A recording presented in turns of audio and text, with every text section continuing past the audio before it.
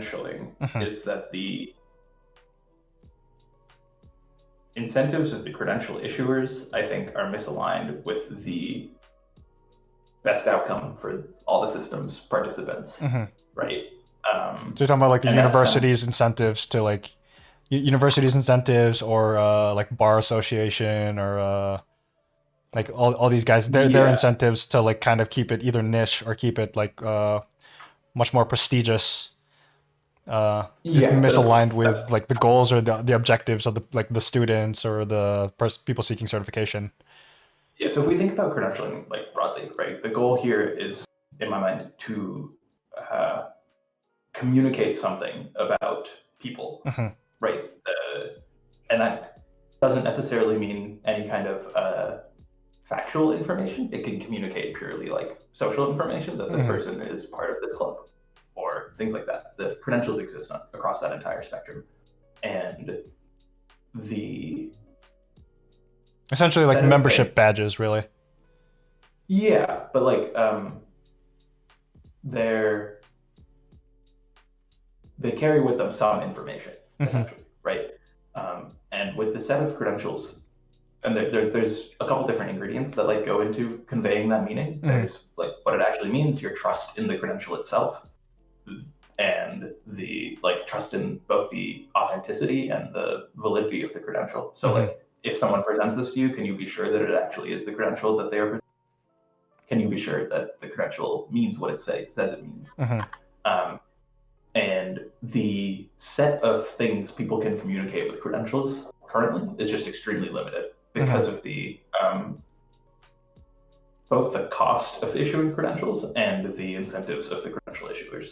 So the stuff you're talking about around like prestige and nicheness, coupled with the fact that it's just very difficult to impossible to create new credentials, right? Why would you say? What do you mean it's difficult or impossible? So the infrastructure around learning is centered around existing credentials.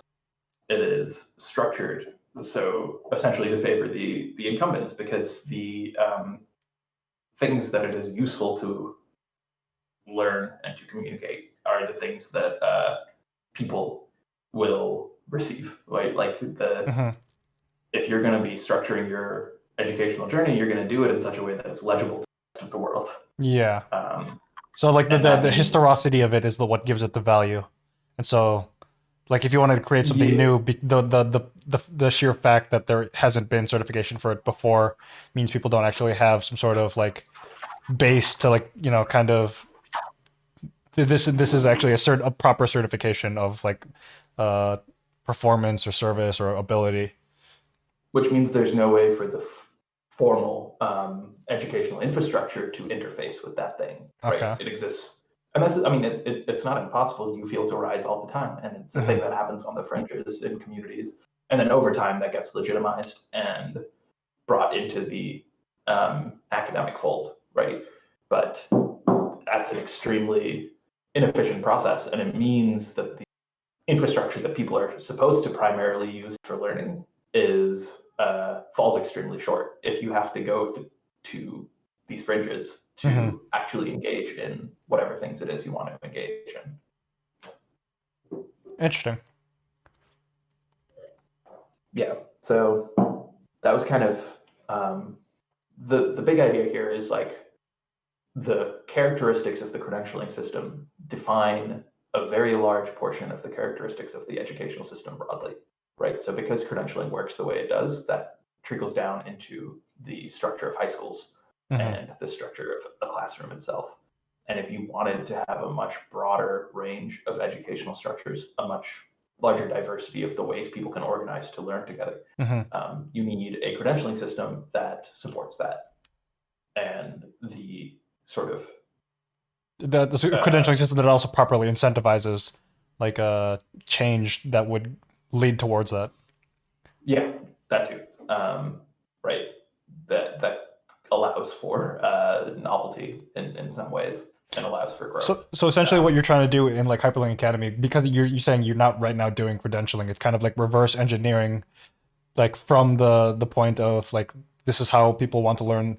this is how people want to congregate and develop new ways of learning, and then get from there go in the direction of like, you know, properly aligning how you get these credentials with what people were attempting to learn in the first place or Yeah, certify in the first place. that's pretty much it, right? Cool. Glad I understand. Yeah, we were doing it the other way around with Fathom, which was how can we make a credentialing system that lets people learn in all the different ways that they want and then certify it. Uh-huh. And then at the end of the day, we realized like we had this credentialing system, but nobody wanted to use it because Yeah. what are they going to do with it? Yeah, and so Hyperlink, at least in this stage, seems like much more sanely oriented. Mm-hmm.